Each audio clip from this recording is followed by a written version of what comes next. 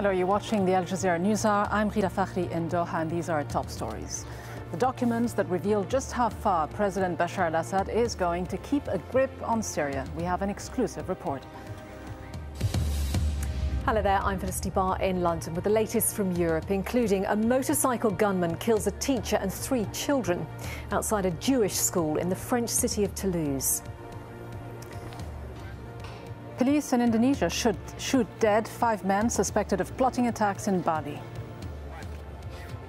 Hallo, met het Engelke. I'm Tim Friend in the Netherlands, trying to make contact with an angel.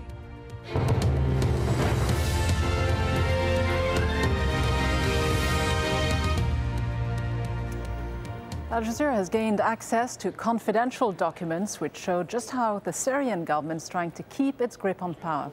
And they've all been provided by a man who until recently was at the center of President Bashar al-Assad's efforts to crack down on the uprising. Now he's smuggled the documents out of the country and wants the International Criminal Court to take action. James Bays has this exclusive report.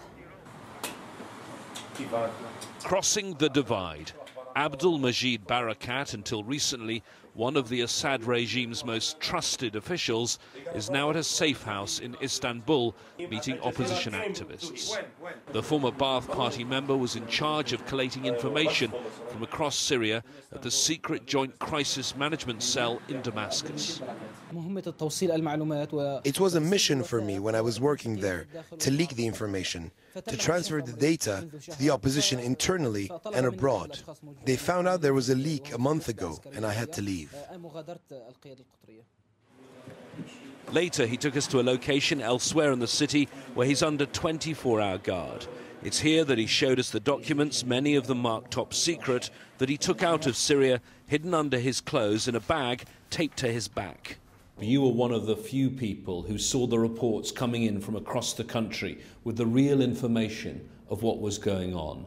What did you think when you read these reports, when you found out what was happening?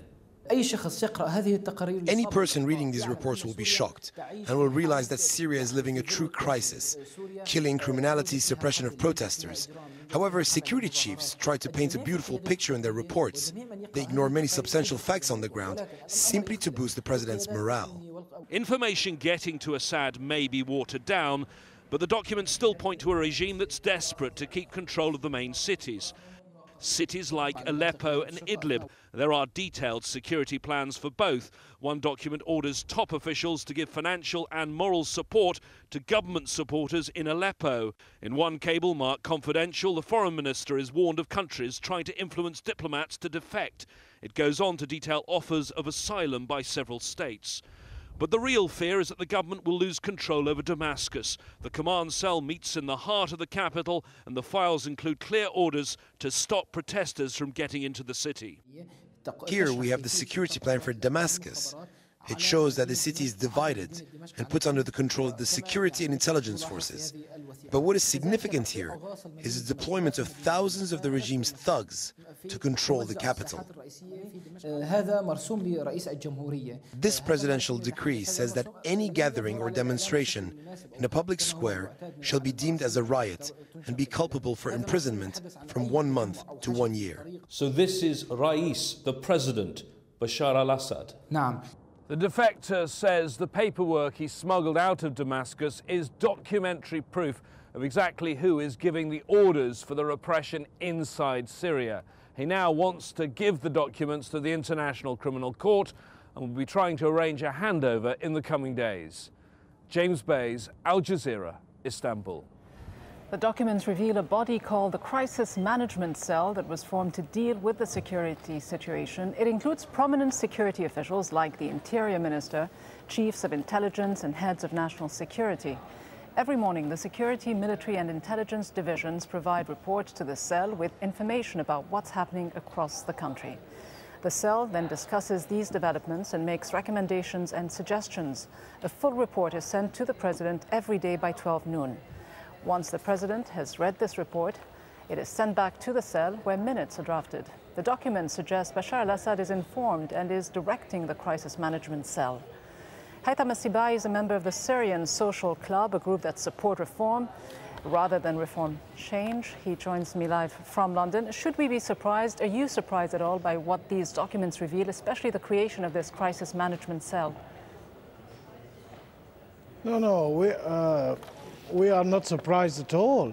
This is, we know Syria is in a crisis, and there is changes on the ground, and there is nothing wrong for security forces to divide the city for 4 or 5 sectors to protect the city, actually to protect the civilians themselves. I mean, I don't agree with you about calling some people who are supporters of Assad or supporters of the government as thugs. I mean, anybody support his own government, become a thugs at the moment. I don't understand this really. Just going back, though, to what these documents reveal, they do show, though, to a very large extent, how much the president himself is hands-on, how much he is fully informed, fully briefed, perhaps fully in control of the security situation, when there were question marks at the beginning of the crisis, certainly, about his role, the extent of his involvement. Does this then not raise serious questions about his involvement and the responsibility he bears as president for the violence and the deaths that have been caused this far? Well, the president is informed, and that shows the president is in control of his country, and he knows exactly what is going on. Not like what some TV stations or some media try to show him. He is not with reality. That show exactly he is in control, and he knows everything, and there is a reports coming to him, and he actually directing his own